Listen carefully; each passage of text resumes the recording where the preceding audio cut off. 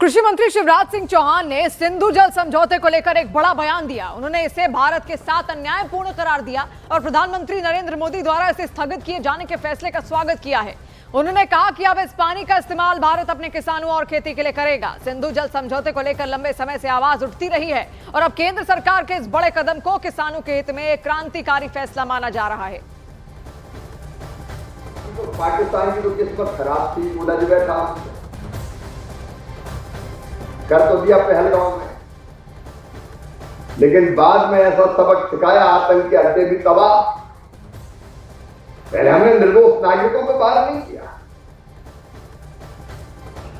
हमने सेना पर भी हमला नहीं किया, आतंक के अड्डे तबाह किए, लेकिन गलती ऐसी की सजा तो भुगतनी पड़ेगी।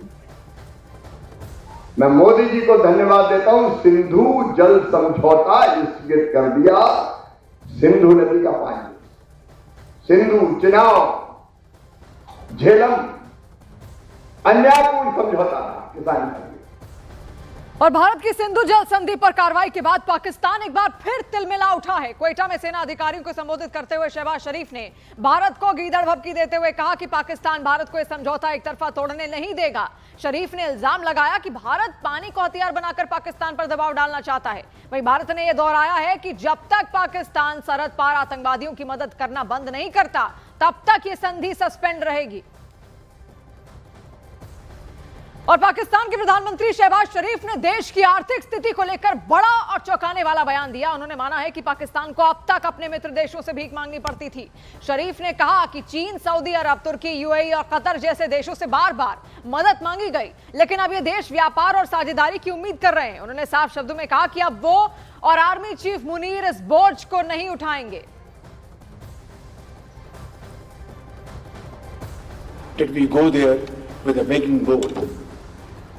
And I am the last person, along with Field Marshal Saeed Asim Munir, to carry this burden anymore on my shoulder. और दुनिया भर के देशों में भारतीय प्रतिनिधिमंडल पाकिस्तान की काली सच्चाई सामने रख रहा है। अफ्रीकी देश अल्जीरिया में ओवैसी ने पाकिस्तान की जमकर धुलाई की। असदुद्दीन ओवैसी ने कहा कि पाकिस्तान में जो आतंकी एक्टिव हैं, उनमें और अल-कायदा में कोई अंतर नहीं। In 1972 we gifted them, मैं गिफ्ट इसलिए कह रहा हूं कि 93,000 जो उनके सैनिक हमने पकड़े थे वो हमने लौटा दिए।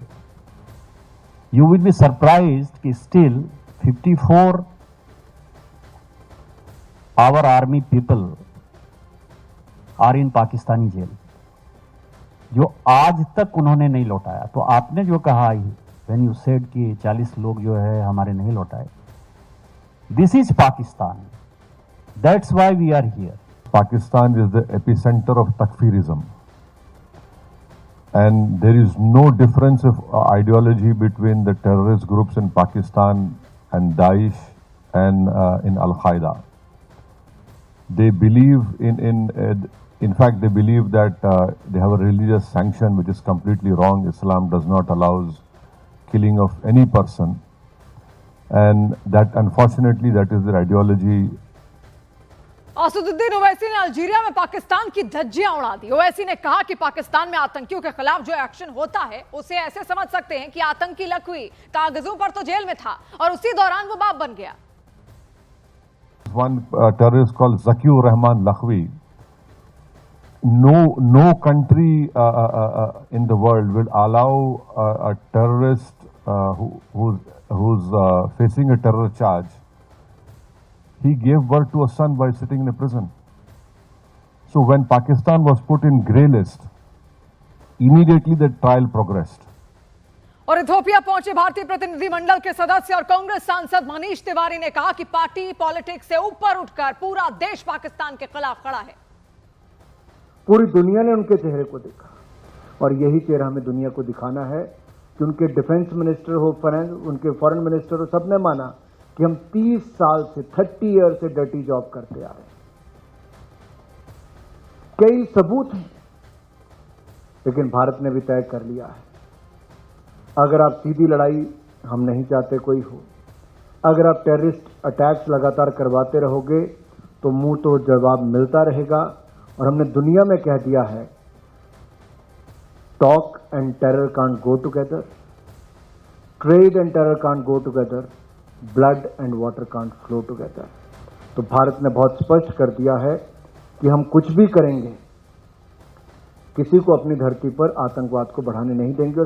वास्तविकता है कि किस तरह से पिछले 45 वर्ष से पाकिस्तान भारत के खिलाफ आतंकवाद प्रोत्साहित करता रहा है, उसका सच जरूर उजागर करिए और उसके साथ साथ लोगों को ये भी बताइए कि ये अगर कार्रवाई ना रुकी पाकिस्तान की तरफ से, अगर उन्होंने आतंकवाद प्रोत्साहित करना बंद नहीं किया, तो अभी तक तो जो जवाब था वो बहुत सटीक था, पर अगली बारी जो जवाब होगा वो बहुत ही उग्र होगा।